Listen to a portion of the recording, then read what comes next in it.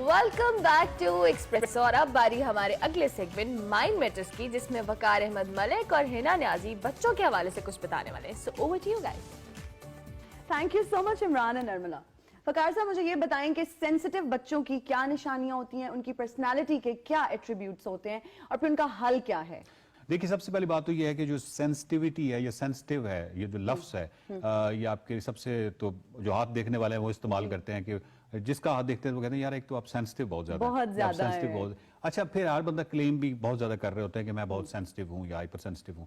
ہم اس طرح کی تو خیر بات نہیں کر رہے ہیں, ہم بیسیکلی بات کر رہے ہیں سائنٹیفکلی نیورولوجیکلی کہ وہ کوئی بچہ جو ہے وہ کس طرح کے بچہ کس طرح کے کریکٹرسٹکس کو اگر ہم اس بچے میں ہوں تو ہم یہ کہہ سکتے ہیں کہ وہ سینسٹیو ہے. اور یہ جاننا بہت ضروری ہے. یہ جاننا اس لیے ضروری ہے کہ اس طرح کا جو بچہ ہوتا ہے اس کی پھر پرورش جو ہے وہ اس کو تھوڑا سا آپ کو زیادہ اٹینشن چاہیے ہوتی ہے اور تھوڑا سا آپ کا رویہ بھی کچھ اور ہوں گے جو جنرل بچوں کے حوالے سے ہوتے ہیں. 5 بچوں میں دنیا میں ہر 5 بچوں کے اندر ایک بچہ ایسا ہوتا ہے جو کہ سینسٹیو ہوتا ہے. اور آرکڈ کہتے ہیں ان کو بیسیکلی وہ جو پھول ہوتا ہے, اور ڈینڈرلائن کہتے ہیں وہ جو دوسرے 4 بچے ہوتے ہیں. ٹھیک ہے, وہ ڈینڈرلائن بچے جو ہوتے ہیں وہ تو بس ٹھیک ہے, وہ ہر جگہ انوائرمنٹ میں فٹ ہو جاتے ہیں یو نو.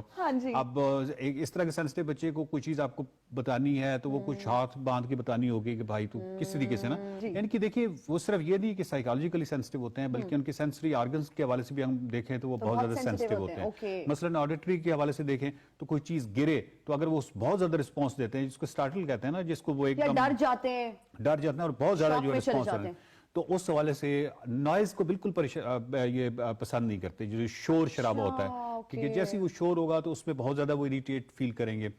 دوسرا یہ ہے کہ ایسے بچے جو ہیں وہ اکیلے کھیلنے میں زیادہ کمفرٹیبل ہوتے ہیں, لونرز ہوتے ہیں بیسیکلی. اور پھر ایک اور یہ ہے کہ اسٹرینجرز کو وہ کوئی زیادہ پسند نہیں کرتے, یعنی اجنبی, اور ان کے ساتھ کوئی زیادہ سوشل ہونا اس طرح کے بچے, یعنی آپ کو نارملی پیرنٹس جو ہیں ان کی, اور پھر پیرنٹس جو ہیں کیونکہ ان بچوں کو سمجھتے نہیں ہیں تو ان کو وہ فیل کرتے ہیں کہ ان کی بڑی کوئی بے عزتی ہوگی کہ ان کے رشتہ دار آئے ہیں اور وہ بچے نے بچہ کھیل ہی نہیں رہا رشتہ داروں کے بچوں کے ساتھ, یا ان رشتہ داروں کو انہوں نے اس طرح سلام نہیں کیا. اب یہ اس بچے کی اپنی پرابلمز ہیں, اس کو پرابلم کہنا چاہیے جو بھی ہے, لیکن اس کی لیمیٹیشنز ہیں, ایٹیٹیوڈ ہے یا اس کے اپنے پرسنالٹی کے ایٹریبیوٹس ہیں. پھر اس طرح جب ہم سینسری آرگنز کی بات کریں تو وہ اس بچہ جو ہے وہ کوئی خاص فیبرک جو ہے وہ اس کو چبنا شروع ہو جائے گا تو وہ مطلب اس میں اریٹیٹ کرے گا. ٹھیک ہے, اچھا اسی طرح وہ اس طرح کے بچے جو ہیں سونگنے کی حصوں میں بڑی زبردست ہوتی ہے, اور وہ چاہے وہ ناگوار بو ہو یا خوشبو ہو, اس کے حوالے سے وہ بہت زیادہ سینسٹیو ہوتے ہیں.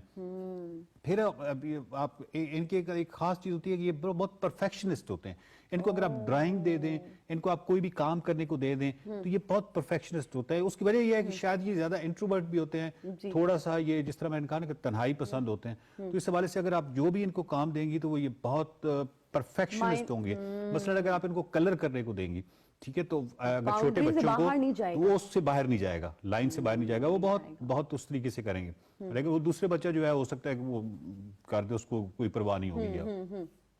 تو یہ پرفیکشنسٹ ہوتے ہیں. یہ بہت کین آبزرور ہوتے ہیں, سراؤنڈنگ جو انوائرمنٹ ہے اس کے بہت زیادہ آبزرونٹ ہوتے ہیں, اور کیونکہ بہت اچھے آبزرور ہوتے ہیں تو اس کی وجہ سے ان بچوں اور باقی یعنی 4 اور 1 کی میں بات کر رہا ہوں کہ باقی بچوں اور ان بچوں میں یہ فرق ہوتا ہے کہ یہ سوال جو ہے یہ اتنے زیادہ کرتے ہیں کہ آپ پہ کر دیتے ہیں, اور یہ ہر جگہ پہ ان کے کہیں نہ کہیں کوئی سوال پھنسا ہوتا ہے.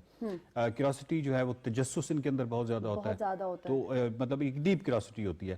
اور مطلب جس کو کہتے ہیں کہ تھیوریٹیکل تھنکنگ, یعنی ایک تھیوریٹیکل تھنکنگ ہوتی ہے, کسی نہ کسی جگہ پہ کوئی نہ کوئی نظریہ بنا رہے ہوتے ہیں یا کوئی نہ کوئی وہ چیز کر رہے ہوتے ہیں.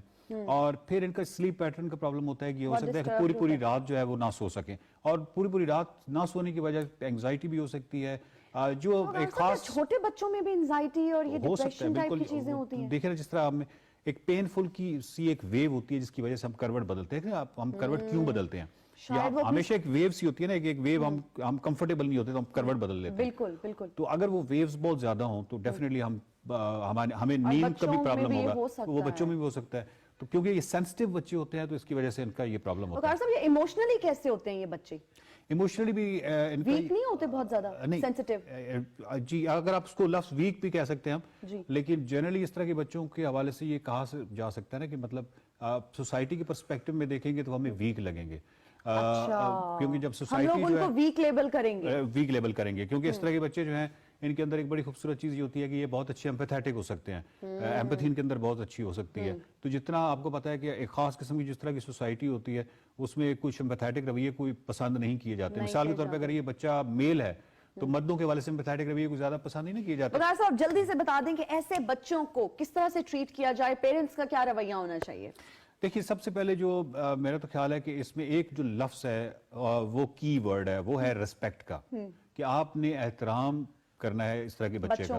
इस तरह के बच्चा जो है वो स्कूल में बहुत ज्यादा प्रॉब्लम का शिकार हो सकता है, जो सराउंडिंग में, क्योंकि मैंने बताया कि वो इज्तिमा में या ज्यादा उसमें नहीं रहना चाहता, तो उसकी वजह से वो बच्चा वहां पे प्रॉब्लम का शिकार हो सकता है स्कूल में। तो आपको हर तरह, एक चीज को हम कहते हैं ना हेलीकॉप्टर पेरेंटिंग, गो कि एक नेगेटिव टर्म है कि जिसमें पेरेंट्स जो है वो बिल्कुल ही हर वक्त ऊपर होते हैं और देख रहे होते हैं कि बच्चा क्या कर रहा है। लेकिन इस तरह के बच्चों के लिए हेलीकॉप्टर पेरेंटिंग किसी हद तक, मतलब उसमें भी कोई हर्ज नहीं है कि आप हर वक्त उसको देखें। दूसरा ये है कि ये बच्चा जो सवाल करे उस सवालों का जवाब देना आपकी जिम्मेदारी है, रिस्पॉन्सिबिलिटी के साथ।